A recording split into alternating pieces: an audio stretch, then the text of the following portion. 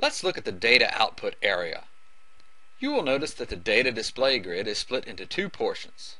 The top is for the standard data and the bottom for the batch. If you double-click on the header of any pane, it will maximize that pane for easier visualization. Clicking on the X closes the pane. Panes can also be resized within the template by dragging the borders of the sections. This can be both horizontal and vertical.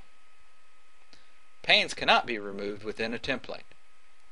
The data displayed within a pane is configurable. Data fields can be modified for any pane. If the user right-clicks within a pane, options are available. The grid configuration option allows for configuring data fields and is only available on data panes. Once grid configuration is chosen, a dialog box opens allowing the user to select from a list of available fields. In order to make searching for fields easier, you may use the magnifying glass and type in any string to narrow your options. In this example, if we type STD, it narrows down the choice to only fields that contain that value. We will pick standard CIE X, Y, and Z. Press OK and the fields will be available.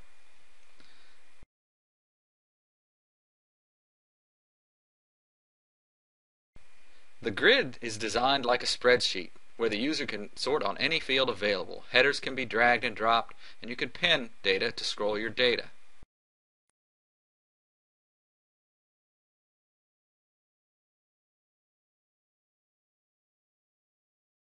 Right-clicking on the grid offers you other options.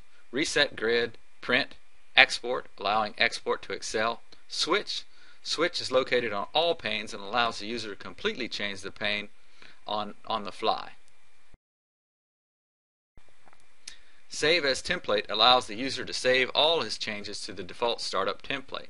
Select QC uses only one default template that can be modified and saved to accommodate the user's needs. Let's move to explore the plots section.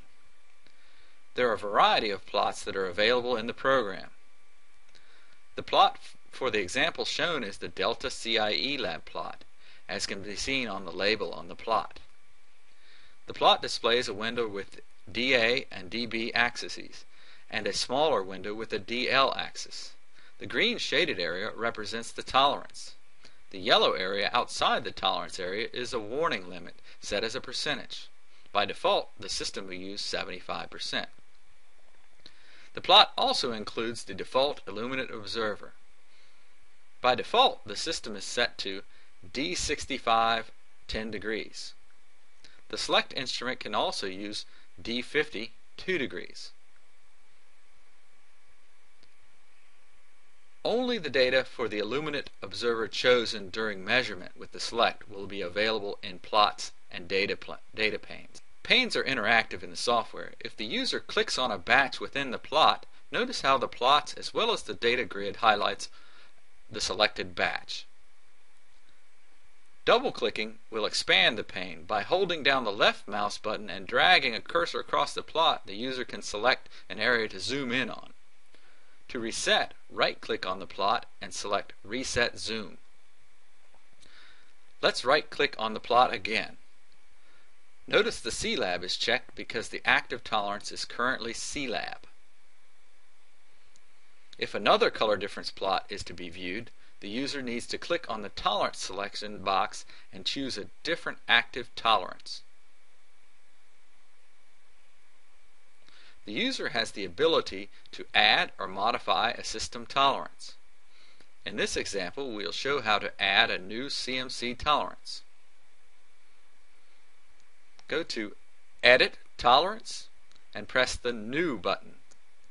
Type in the name of your tolerance. In the available evaluations, select CMC from the drop-down list. Press the Add button. Type in your tolerance parameters. Then press OK. To use your newly created tolerance, select it from your drop-down list.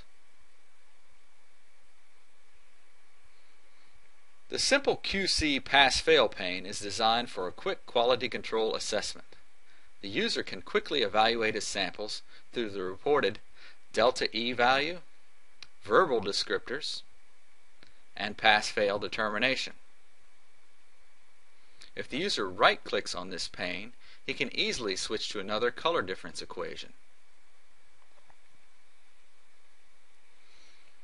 To change a pass-fail determination, the selected color difference equation must be the same as the selected system tolerance.